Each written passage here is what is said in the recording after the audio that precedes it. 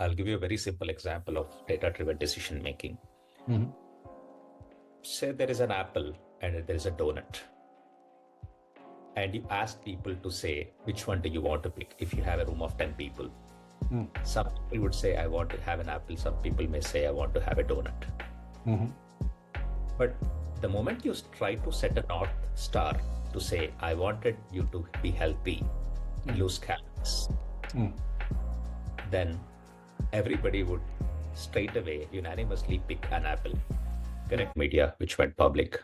I've seen the journey from a garage level to the public IPO and went through multiple M&As as part of the process of going from the startup to IPO. It was a great journey, but after the company went public, I think I realized more of a startup person and joined another company called Shortlist. This was helping companies across India and Africa match talent with opportunities. One of the biggest lot of research what we have done is hiring is very, very biased. There is no data that really helps you to understand whom to hire and why to hire. More than 75-80% of the hiring happens in a very unstructured way and very, very biased.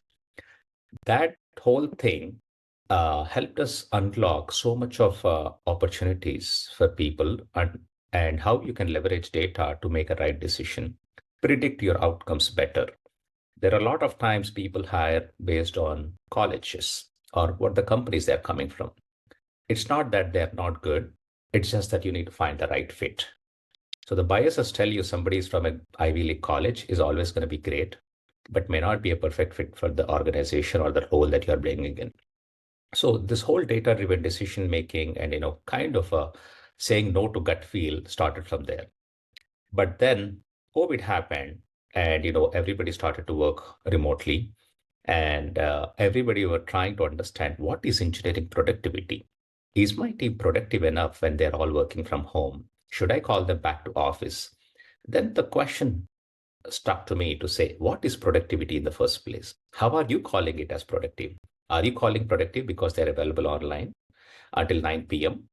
Are you calling productive because they're able to write a lot of lines of code? What is productivity, correct? So then you dig deeper, we realize that there is no objective way of measuring productivity, which means all of the decisions that engineering leaders today are taking are very, very data, not data driven. They're very gut based. There is lack of objectivity. So that is where I started Hivel and seen the need for data driven decision making in every organization for all their functions. We'll talk more about it, why engineering, why everything can be measured, why we can have data. But that's a long story of how I started as a software developer, being a CTO for over 10 plus years, and currently helping other engineering teams improve their productivity using Hivel. No, I absolutely love this space. One of the reasons I've had a personal experience around this, how a lot of the engineering leaders approach productivity, right? So for them, a lot of them want to micromanage and make sure that the engineers are spending so many hours in the office. And for some, they would come up with some Jira tickets, and as long as they ensure the completeness of the Jira tickets, now that's productivity. But how is the engineer performing within that realm is something that's often missing. But let's sort of zoom step back a little bit and understand from your shortlist days. Let's talk about how data helped solving the hiring bias problem, and then we will go from there. Good question. See, in emerging countries, you take India, Africa, the number of people who are unemployed is very, very high. At the same time, the number of people who have open roles is also very high, right? The jobs are sitting there for 3 months, 6 months, 9 months. There is a matching problem.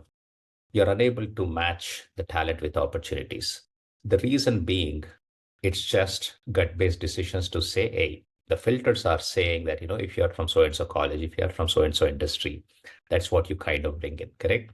So the moment we started to generate the data, we'd say, hey, doesn't matter whatever the background you come from, we give you a case exercise and we see how you perform on the case exercise. Accordingly, we are going to match you to the open jobs.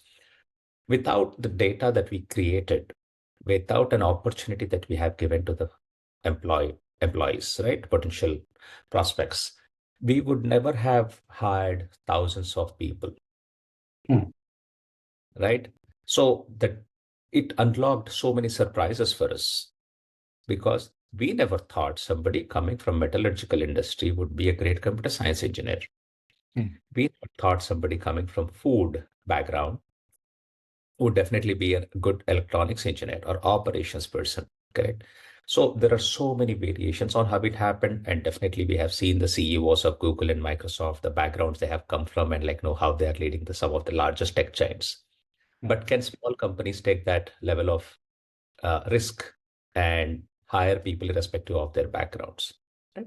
So that is where we understood that there are two parts to this. One is a bias, the inherent biases that we bring in. The second one is if you don't have enough data to kind of make a decision, create the data that would allow you to make a more informed choice.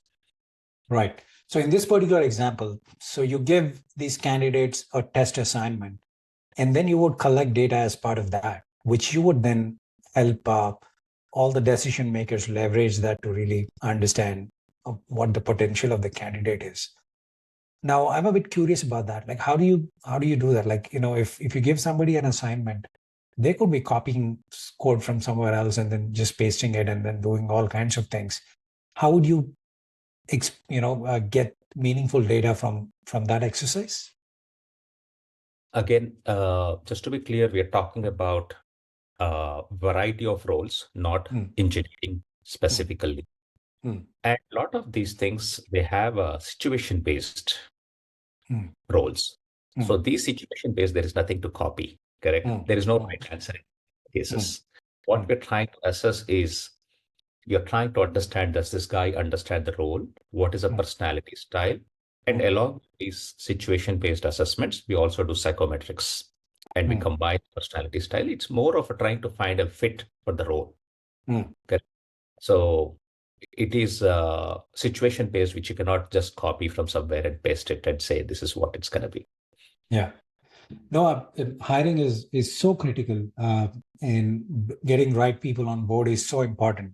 In fact, I was recently reading this book called Build to Great, and they have this whole chapter dedicated about really bringing in the right people and then asking, what to do with them. Uh, but I completely get it. I have a personal experience when I tried hiring in India. I would get hundreds and hundreds of applications, and the amount of work that I have to do just to filter through all of that is just a lot. But yeah, I'm sure that would have tremendously helped. But now, I'll give one yeah. example here. Mm, At Hivel, one of our first employee is a lawyer, mm, and we didn't hire her to practice law mm, at Hivel, but to help us with customer success. And when we gave her the case exercise, she really outperformed all of mm, those people who had prior customer success experience. mm, And she has been one of our high performing star so far today. mm, And we have taken this kind of risk in so many examples, but mm, bringing a lawyer to do a customer success, the mm, only reason why it works is because one, their analytical skills are high, mm, their cognitive skills are high, their mm, communication is very good because mm, they understand, they listen, they mm, communicate. mm, Those are the skills that you really need for a customer success role. absolutely. If you're able Mm, to bring the raw skills together, you mm, can put them in any kind of mm. roles that matches their core strength. Completely agreed. Um, this is good. Let's just talk about, let's define what is data-driven decision making, and then we'll sort of understand how to approach it. And then let's just start there. Yeah. Uh, Before going into hiring or engineering, I'll give you a very simple example of data-driven decision making. Mhm. Say there is an apple and there is a donut, and you ask people to say which one do you want to pick if you have a room of 10 people. Mm, Some people would say, I want to have an apple. Some people may say, I want to have a donut. mhm, But the moment you try to set a North Star to say, I wanted you to be healthy and mm, lose calories, mm, then everybody would straight away unanimously pick an apple, mm, correct? mhm, Because there is a data that is associated with a donut that it has high calories, mm, that an apple has less calories. mm, And then two, you also have a data-driven goal of losing calories. mm, Now, the data-driven decision making is a very informed choice, non-subjective, mm, allowing the whole 10-member team to row the boat in the same direction. mm, This is a very simple example of how companies can make data-driven decision making mm, without going back into who is going to win, whose decision becomes the final, and all of those things. mm, Even if you take Google, for example, there is no single person at Google who would decide the colors that goes on the website. mm, The hyperlink we see on the Google, mm, it's a lot of A/B testing that is done to say which mm, color has to be chosen for the visited link on Google. mm, mm, They have tried with probably 40 to 50 variations of blue, mm, kind of align on this current one. mm, That is data-driven decision making. When you say that, hey, I don't trust you, I don't trust myself, but let the mm, data understand what color of blue should be used for this. mm, Large companies rely heavily on data. There is no gut decisions happening there mm, because scale is huge. The mm, value is huge.